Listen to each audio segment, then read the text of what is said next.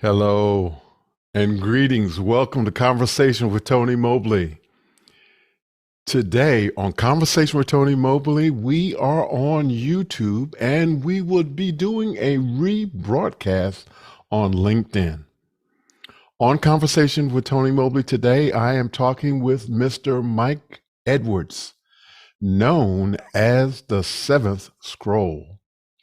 This is episode 102 of Conversations with Tony Mobley. Thanks to everyone for being a part of the journey. I want to thank the team behind Conversation with Tony Mobley for all of your hard work. You can go to conversationwithTonyMobley.com, register for the interactive Mukana chat, courtesy of 090 and Alex Lindsay. Why do I want you to go to the Mukana chat? I want you to go to the Mukana chat because there you can participate in this conversation by asking questions.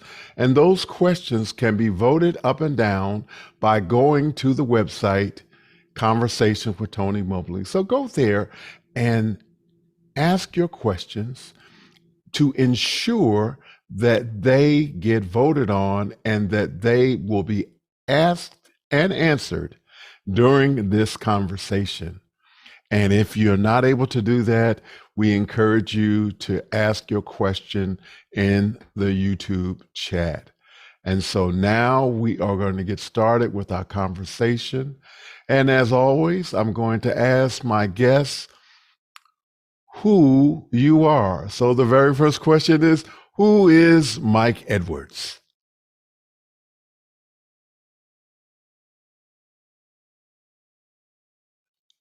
I can't hear you, Mike.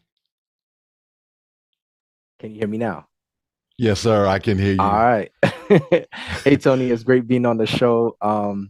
Man, I can't believe I'm here.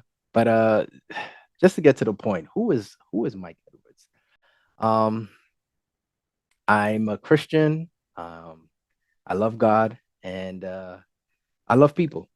And to put it pretty simply, that's just about who I am. Person who loves God, loves people, and serves as much as I can. Absolutely. I thank you. Again, I want to thank you so much for taking time out of your schedule to be here with me. And I had to do a lot of prodding to get you here. And I'm so glad that you made the decision to be here. And I just wanted to ask you, in your bio, the very first question, the very first thing that you shared is that you are a Christian. So I was wondering if you would talk a little bit more about that. For sure. I think, growing up, my faith has been a really integral part of who I am as a person. It's molded me, my character, my pursuits, my goals even, and just who I am as a person. So I think my faith is at the bedrock of, what I choose to do in life. And that's what I most associate with as a person. And I don't think I'll be where I am today without God. And I just want to give him all the honor because he is the focal point of my life. Fantastic. How long have you been a part of the community? What community are we talking about here? The Christian community. We're talking. We're not talking about office hours yet. I thought we were going to office hours.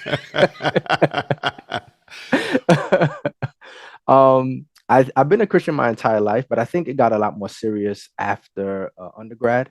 Um, I wanted to go in a certain direction in life, and things just weren't working out for me in that direction. And God kind of pivoted me in a different direction.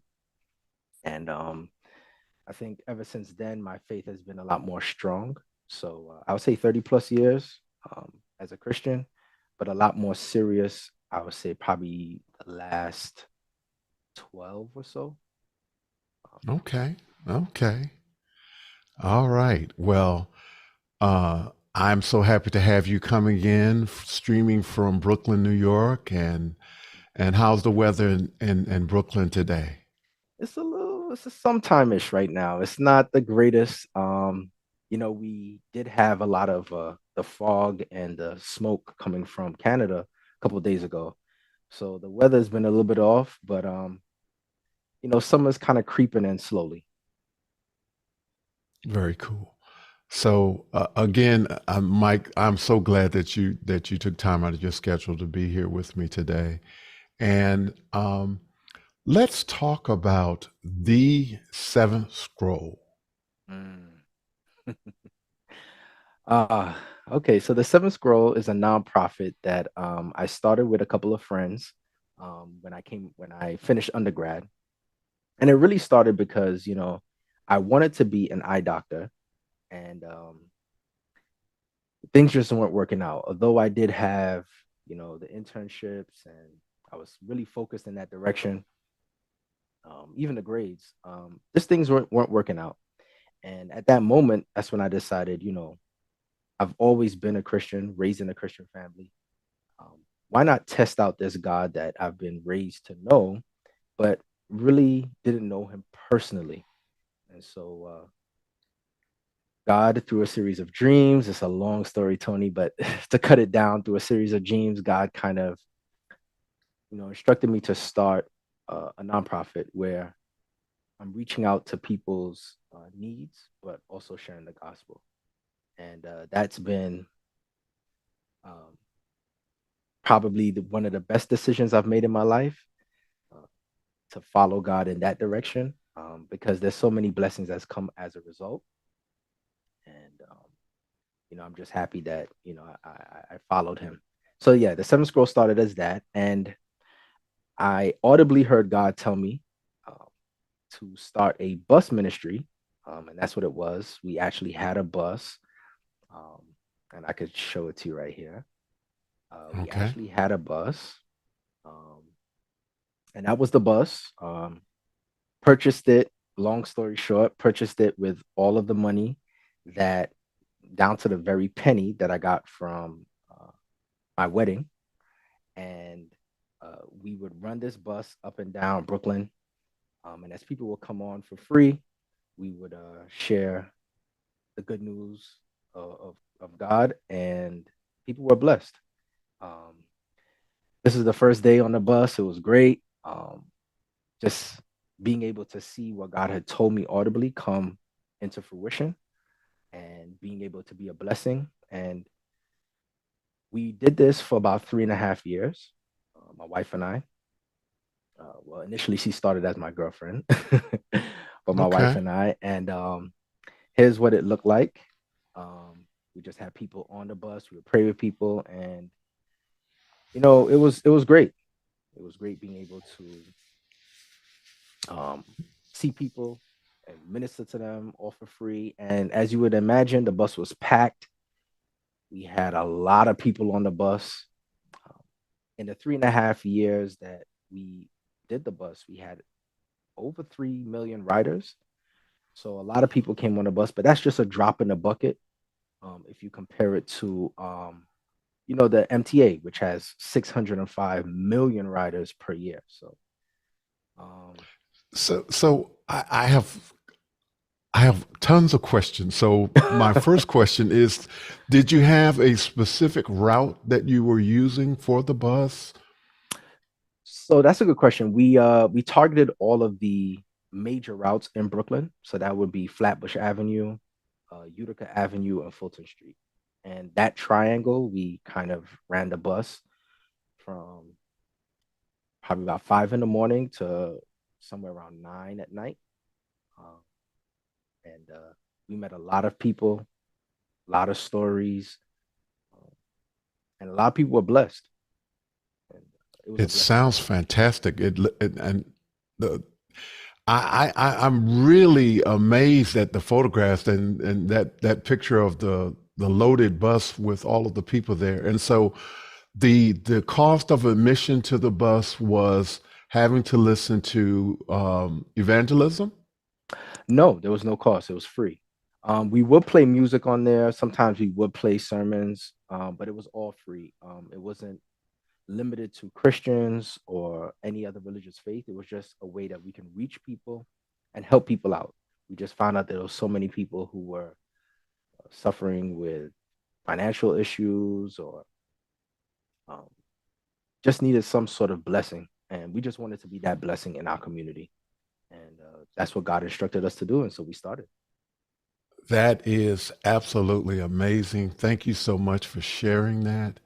And how old is the seventh scroll? Now we're about, so we started it 2011. So that's what, 12 years? 12 years old. Okay, okay. And do you have a physical location in Brooklyn? So we don't have a physical location right now. We're a little bit in transition, and it's a long story, but COVID really did change a lot of things, especially in the city, and how we operate. So Okay. we're predominantly online right now, and that's how we're able to reach people and serve. So are you using Zoom? We are using Zoom. We are using Zoom, and Okay. Zoom has been great.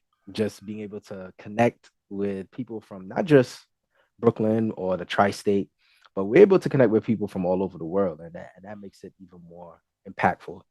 Being able to reach so many people.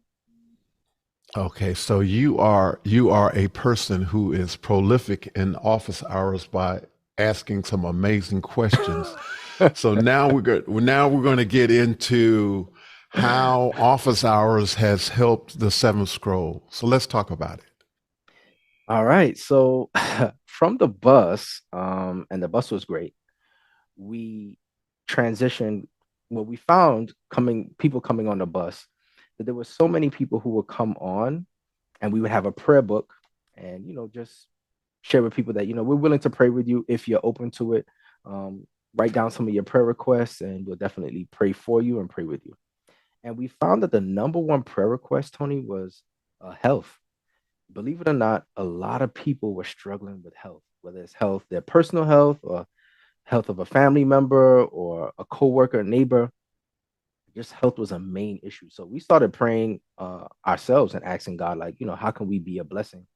And we started a cooking school, a community cooking school. And, you know, the bus did phase out, not because we necessarily wanted it to, but because, God took us in a different direction. Our bus actually caught fire.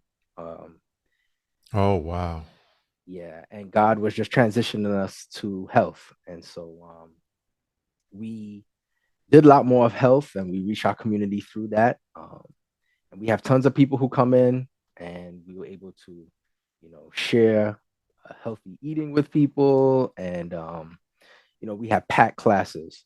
And once the pandemic hit, we weren't really able to function the way that we used to, um, just having so many people there. And we were searching for answers. And so obviously, New York City was probably one of the most hardest hit in terms of lockdowns and restrictions.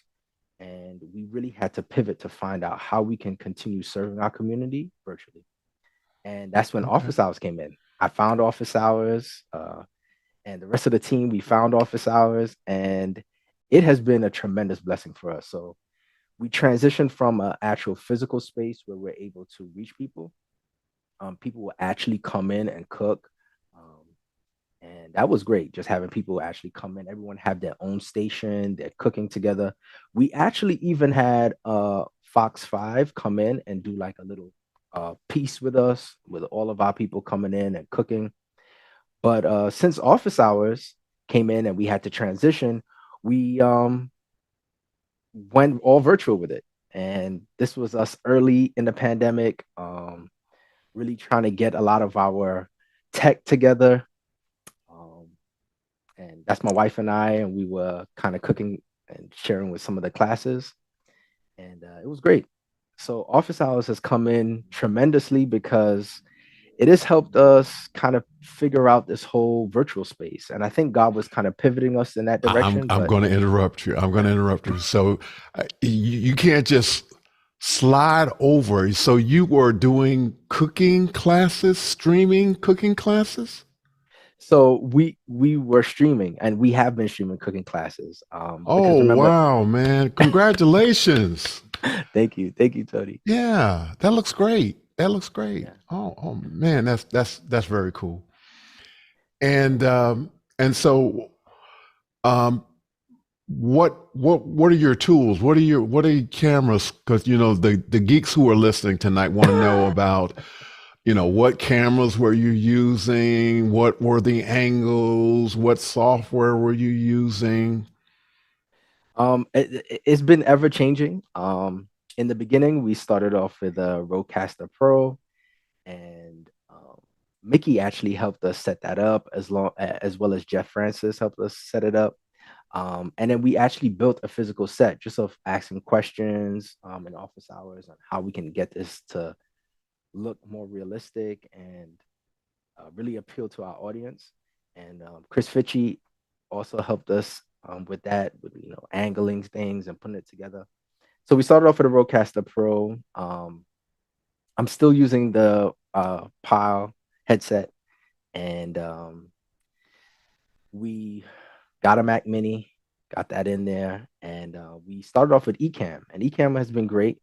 But since we have kind of migrated to more Mimo workflow, and that has really been beneficial and kind of stepped up our audio game a little bit as well.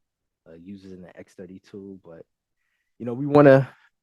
We're still not really. I don't know. I personally don't feel that I'm office hours ready, and it's probably a little You're nerves in using me. the X32 and you don't feel like your office hours ready? I don't know. I just probably it's just the nerves in me, Tony. But Yeah. Mike, listen. Listen to the things that you just said. You said X32, Mimo Live, Ecamm, Mac Mini, and you don't think your office hours ready yet? I know. I Or know, are but you are what you mean is panel ready? Is that what you're saying? that's what I mean. That's what I mean. Panel ready. Um, Well, I'm telling you, brother, you look pretty good tonight. So I don't know what the hesitation is, and hopefully we will get some comments from our audience that will affirm that you are ready to be on the panel and contribute all of the wonderful things that you are doing. I I hope just so. want to I hope say so. the picture you shared where you were streaming cooking, it looked really good to me. And so I'm going to ask the community, please put in your comments about what you think Mike has done thus far as streaming and what he is doing. So for those who are watching and don't know anything about Office Hours is a, a global community that meets daily, and it is 10 a.m. Eastern Standard Time to 12 noon Eastern Standard Time. Mhm. And it is hosted by Alex Lindsay. And it is a community of people who have come together during the beginning of the pandemic who have continued to have activity and talk about video production and streaming and video production, live events, hybrid events. We don't like to talk about hybrid events, but we do a lot of different activities, and we have educators and professionals from all walks of life that come together and actually are part of this community. You can go to officehours.global and you can see the daily scheduled activities, and we not only are um, present from 10 a.m. to 12 noon, we are in an after hours program, which is the remaining hours of the day that exists. So we are virtually 24 hours a day in office hours or after hours. And Michael, who has been very shy about being on camera in office hours, but is one of the prolific question askers in the community. He has really, really great questions. And so you can go to officehours.global and you can see all of the amazing things that are happening in the office hours community. So, exactly when did you become a part of the community, Michael? Oh, I'll say probably around October, November 2020. Um, that's when I joined, and it's been a blessing for me ever since. There's so many people to shout out, Tony. I mean, Guy and Sky and um, Ken. Ken has been unbelievable. Roy, I mean, Simon. There's so many people. Alex. The list goes on. Yeah, I get into trouble when I try to do that because there have been so many people that have been extremely monumental in having helping me, have conversation with Tony Mobley. And I'm going to say monumental in helping me with the church that I'm working with that is in Macon, Georgia. I live in metropolitan Atlanta. The church that I'm working with is 100 miles away from me in Macon, Georgia. And we have services every Thursday night and on Sunday mornings. And um, it is because of office hours that I have been able to help that congregation continue to have ministry and do evangelism. We are on YouTube and we share the preach word on Sundays on YouTube. And we are actually going to be doing another reproduction of the play that we did in April. We're going to be doing it in a larger theater in Macon on July 29th. And so that will be in Macon, and I'll give the community more details about that.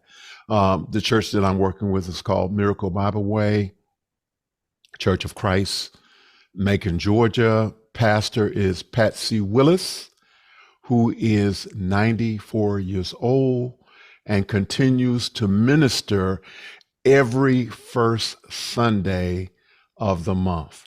And she is not always on camera, but we can hear her as services are going forth.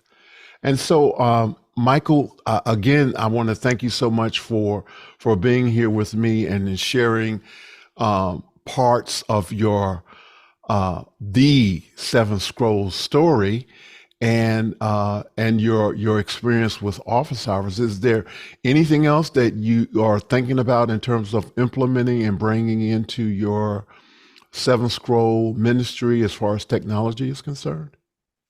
For sure. We're still developing and kind of building out our website. What we would like to do is kind of reach more people with health, and that's what really Seven Scroll has kind of morphed into, where God has kind of led us. And for the record, we're not a church; we're a nonprofit community organization, and what we want to do is just really reach people with, you know, truth that can bless them and help them in their everyday lives. And the path that we've chosen to be a blessing to people is through health. So we're definitely working on a website right now, and Ken has really been inspirational, helping us with that, and so many other people. And we're also working on a kind of curriculum that people can walk through, and where we combine Bible principles with health principles, because the Bible is not just a book, a religious book. It's a book on health. It's a book on finance. It's a book on so many areas and aspects of life. And using health, we want to be able to write a curriculum that can really walk people step by step and help them with their everyday issues. So I'm going to disagree with you a little bit from the standpoint that you said that you are not a church. Right. And this is my disagreement with what you said, Mike. Okay. Um, when you made the description of all of the things that you are doing, you are in fact doing the things that I understand those who are followers of Christ to be able to do. Mm, The church is where people come together to do the work of Christ.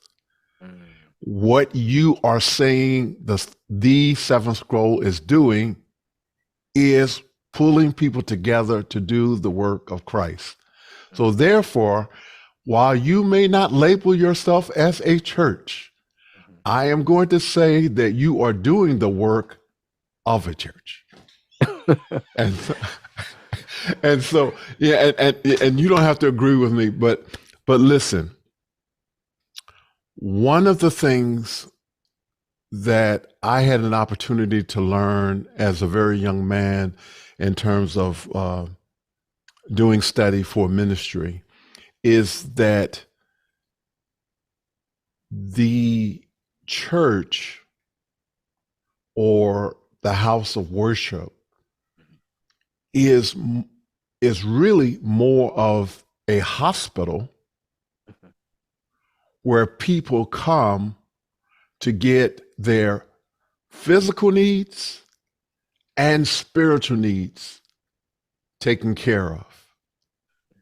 And so you are by that definition a house of faith, and we won't label it as a church, but you're doing the work that is that describes a church. How about that? I hear where you're going with it, Tony. And I could see it from that point of view, but we're not organized like a church, and I guess that's where the difference is.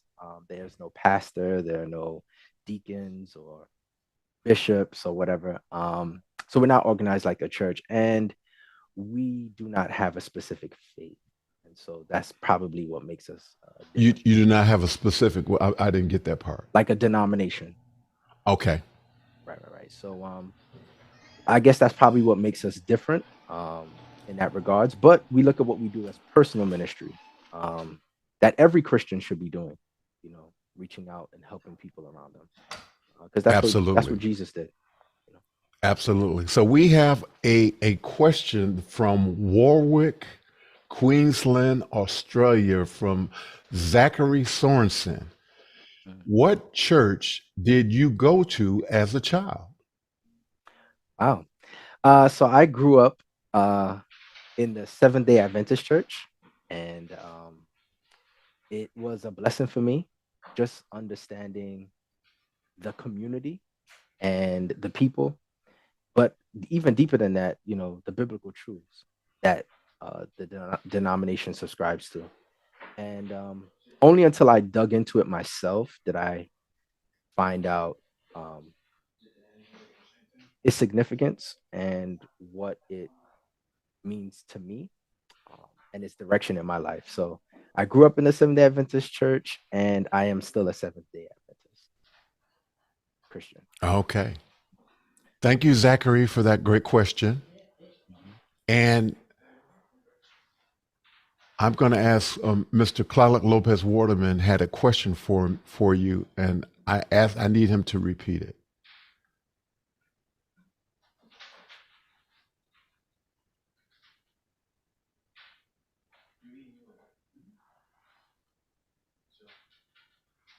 Okay.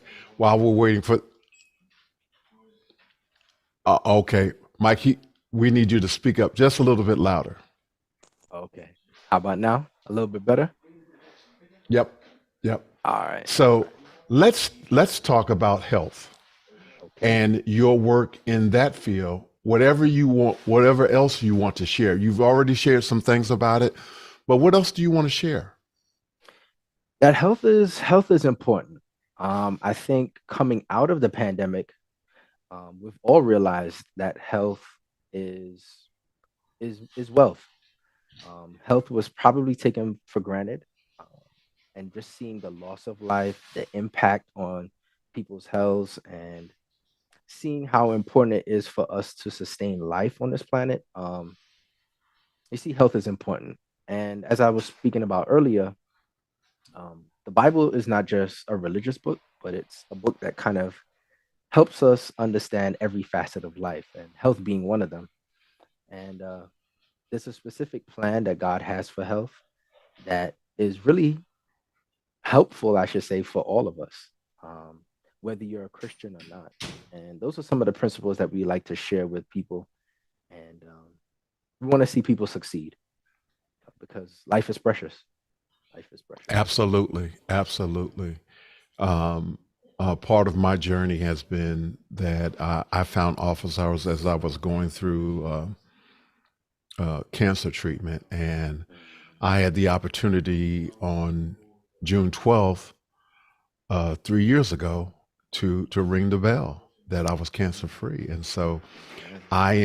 I am actually one of those people, and I'll be transparent and say that it was it was uh,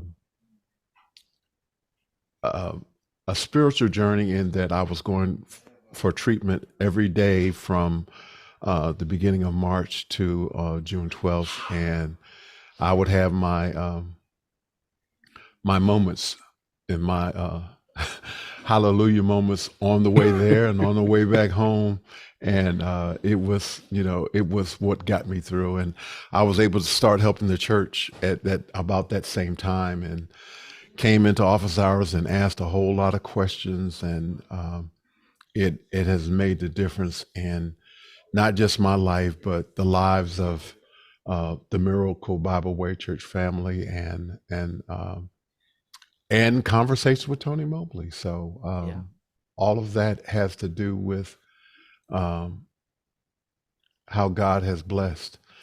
And But with that said, though, I Tony, just we go we ahead. kind of look at we look at health sometimes from a just physical standpoint, but health is so much more holistic. Um, and as you alluded to, there's a spiritual component to it. There's an emotional, there's a mental side. There's so many different facets of health that sometimes it gets overlooked, but um, just being able to cater to people and reach people with their needs, and show them that there's a bigger picture to health is kind of where we're at. I agree. I agree. And I'm so glad that we've had this opportunity to have this conversation, and I want to ask the community. This is a great time to ask questions of Mike Edwards. He is not normally on camera, and this is your big chance to ask questions of the seventh scroll. Because how many months were you only coming into the community as only the seventh scroll? From the beginning, I don't remember when we actually was it version two? Uh, was it 2 or 2.5 where we switched over to actual names? And whenever that switch was made, then that's when we switched over to I switched over to my personal name and try to encourage the rest of the team to kind of get their own names as well. So um, So yes, probably for quite a while. how many team members are actually participating in office hours? Probably about 5 or 6, I'd say. Yeah.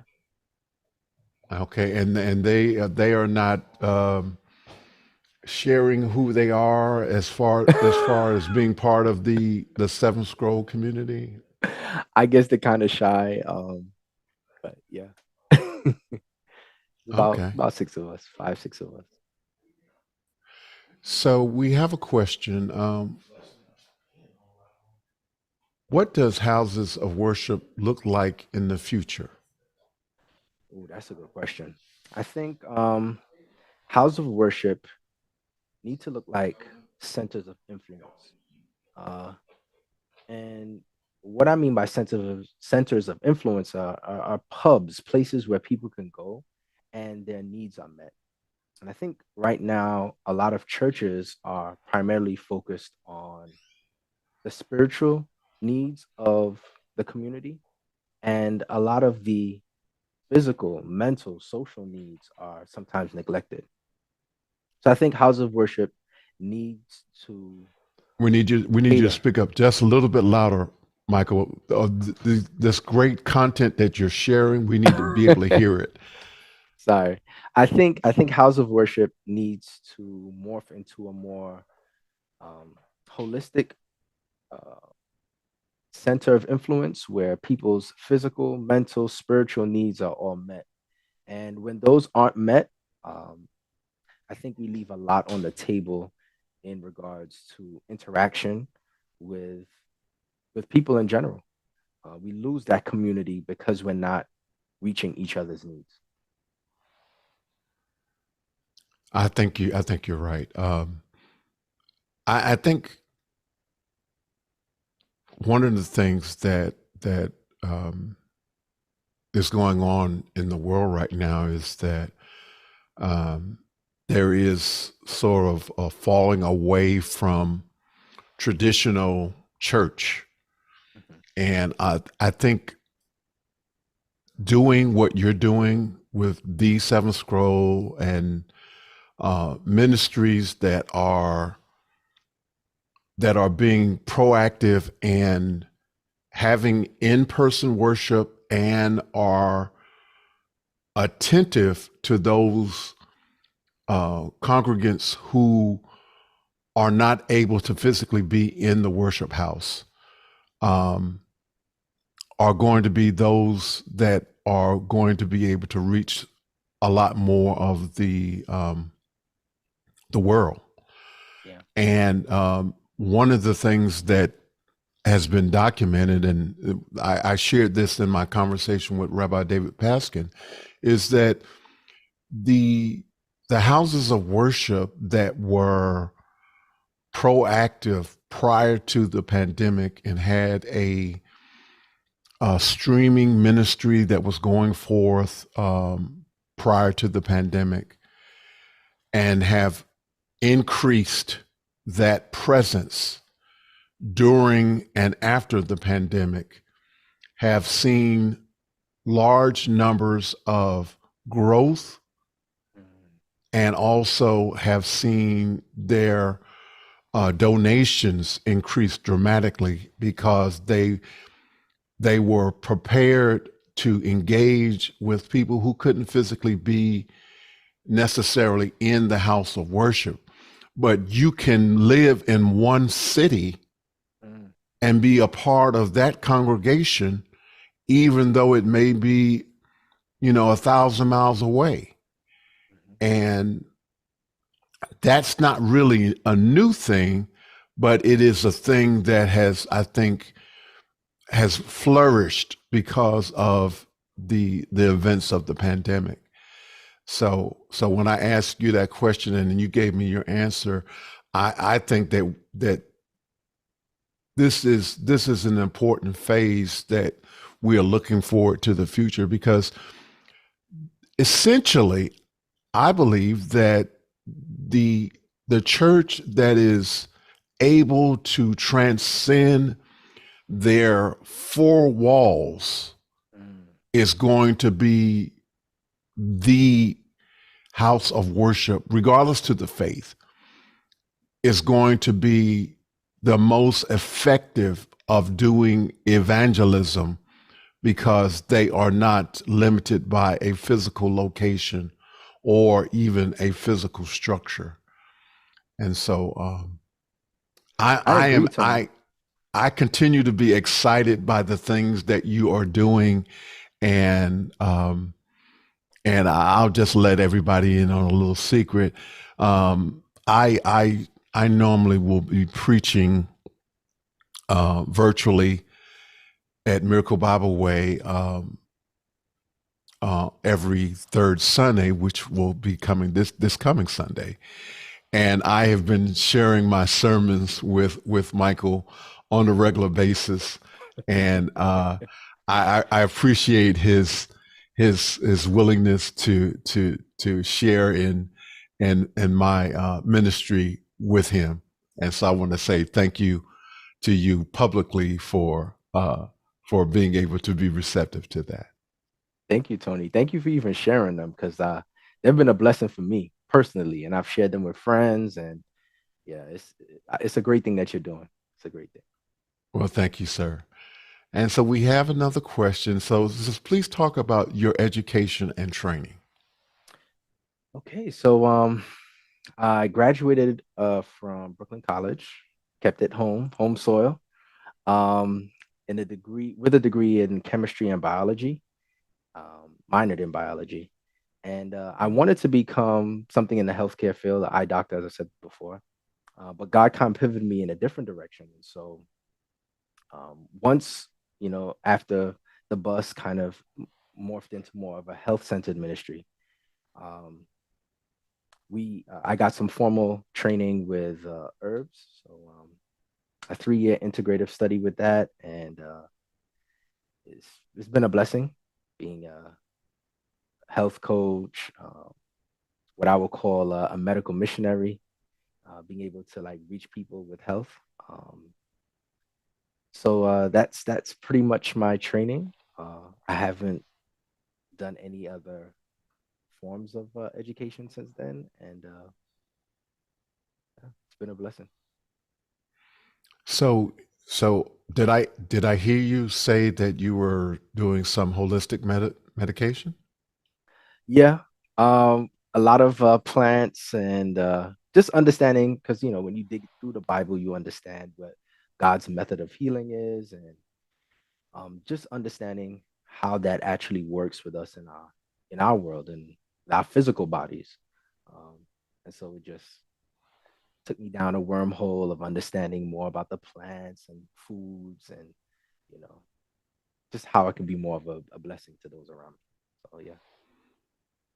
Isn't that amazing? And you are a graduate with a chemistry and biology background. God knows what God is doing. Amen. Amen. Amen. He does. He does.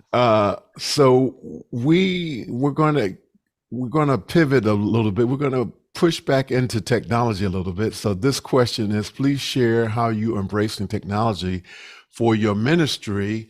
Are you doing any AI, Chat GPT, Web 3.0? Ooh. Oh, the hot button question.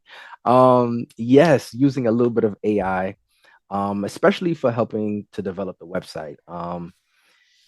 It's been a blessing trying to understand how things can kind of be pieced together. And I don't have an extensive web knowledge. So leaning on AI and Chat GPT to kind of help with code and other things of that nature has been really great. In addition to having like, Ken on hand to help and bouncing ideas off of Hosma, um, and even helping kind of formulate a curriculum.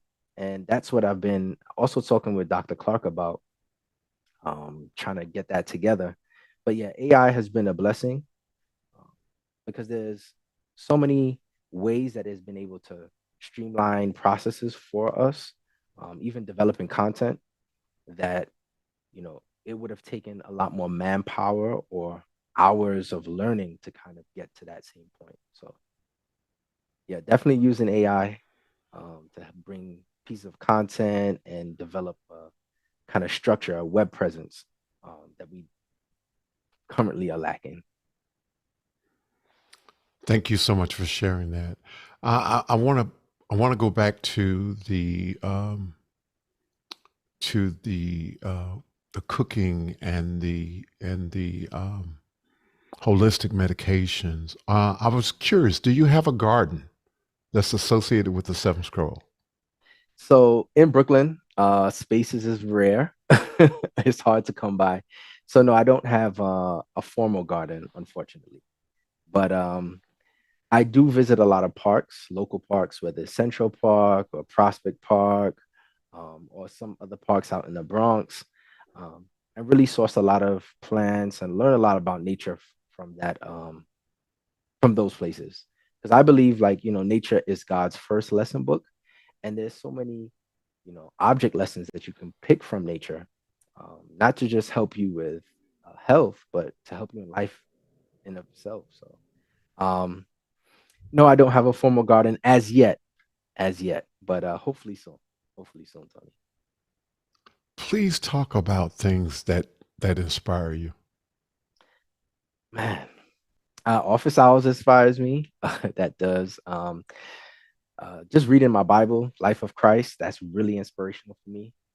Just seeing how he lived life and how he treated people, um, the example that he left.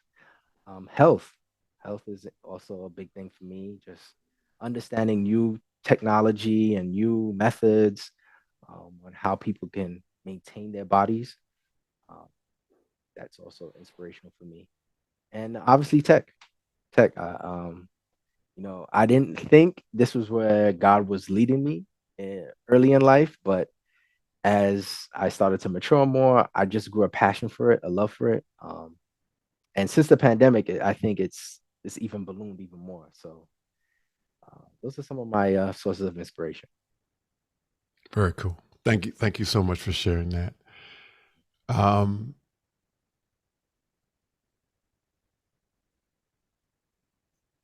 can you share a past success and a recent success? Mm. There's so many. We spoke about before. The one with Fox. We were able to share some of that, and actually have them come to our cooking school. That was great. Um, Being able to start a fitness program, a community fitness program, that was great as well. Um, just helping people understand that their bodies again are the temples of God, and it's important to maintain health. Um, so starting that was great. But being able to go to Borough Hall, that's our local civic meetup, and reach people to some of our team members, and just have community cooking classes and health classes where you know people can just learn more and grow. Um, those are always a great things, even if it's a small group. I believe that you know those are more intimate moments where you can just be more one-on-one with people. Those are just some of the inspirational wins that I would say of recent. When do you have your cooking classes scheduled?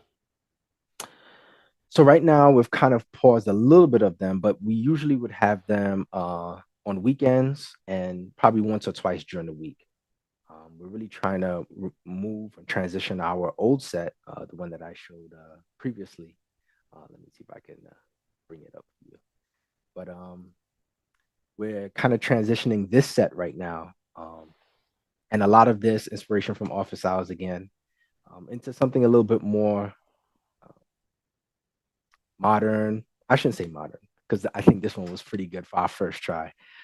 Something a little more flexible, I'd say. Um, and so we're transitioning that right now. So we've put a little bit of the classes on hold, and we're also trying to get more tech. So, yeah. But So you typically it'll be on the weekends and sometimes during the weekday. okay? You're switching using Mimo Live. Yeah, I I think Oliver would be proud of you. am. Okay. Wow. That's very cool. And I just want to say, for me, it's seamless in the way in which you're able to switch everything around.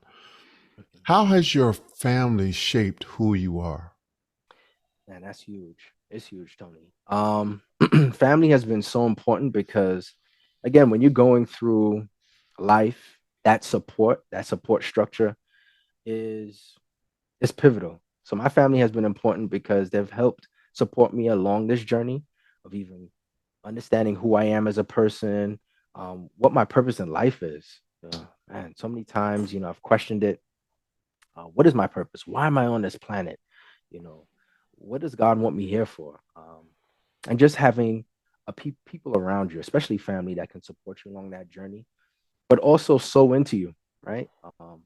Family has been important to helping me move forward with professionally and with this nonprofit and growing and reaching people. Just been so encouraging. Um, so yeah, family is important. And I can't forget to shout out my wife. She's been great as well. I think we've both grown into this because when we started the Seven Scroll, we started it together with some friends, um, and so she's been there from the beginning. So I got to shout her out. She's been integral in me growing as a person. Do you Um, mind sharing her first name? Joanna.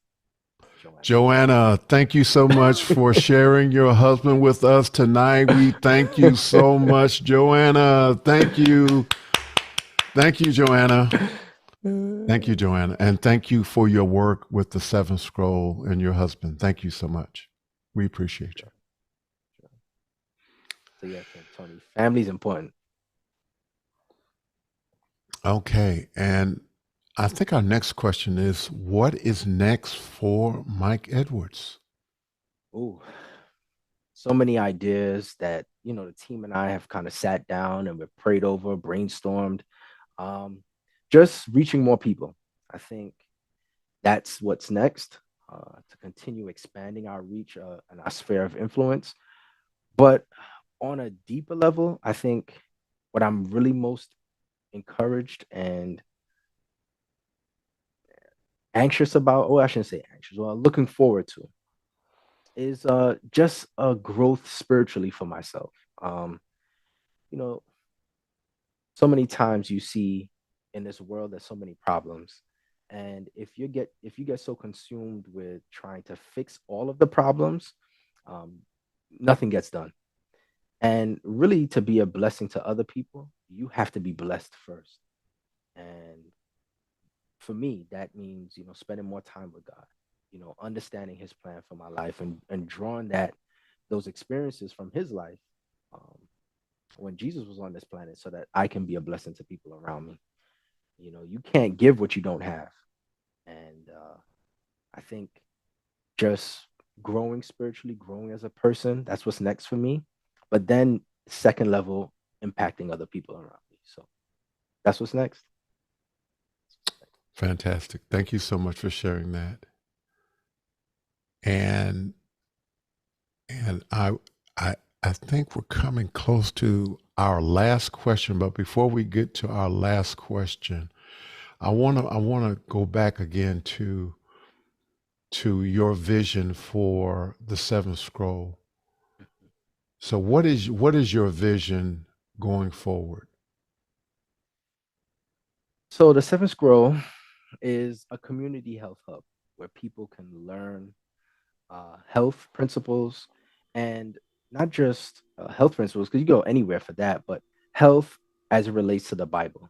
And as those two are morphed together, how that can be a practical help to people around, uh, or who we come in contact with, whether that be spiritually, whether that be physically, whether that be mentally, socially, just developing a community space where people can grow.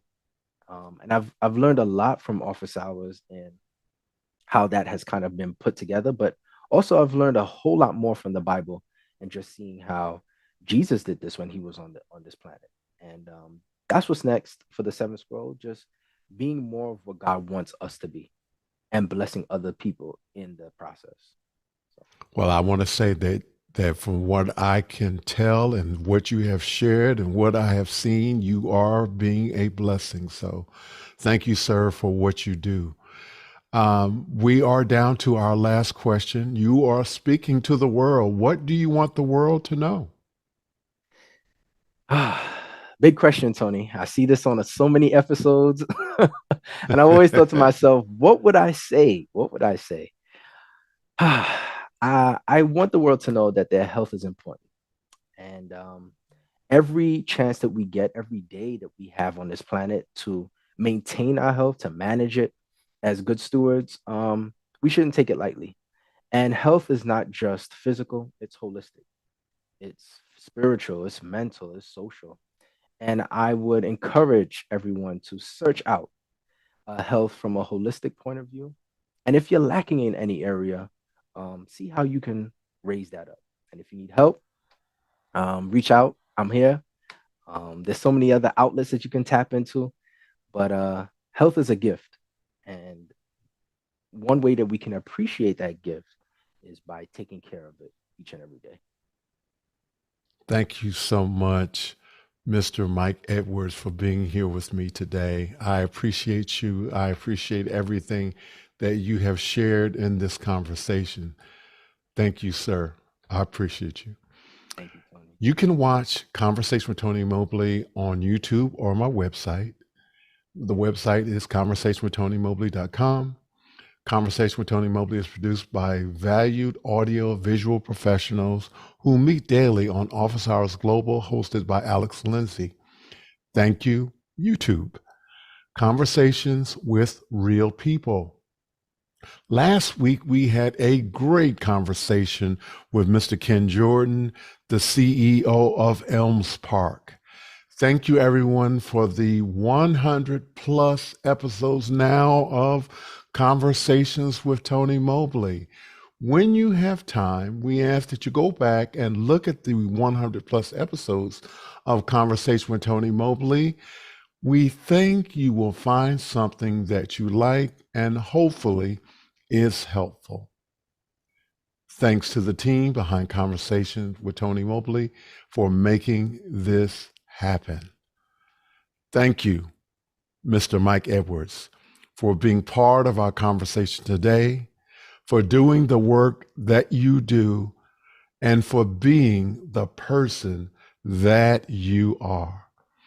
Conversation with Tony Mobley will return on June 21st with a special rebroadcast of Conversation with Tony Mobley.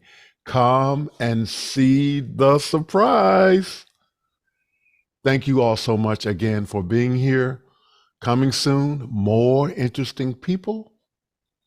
And please like and subscribe on YouTube. Thank you so much. Take care. God bless. Good night. Bye, everyone.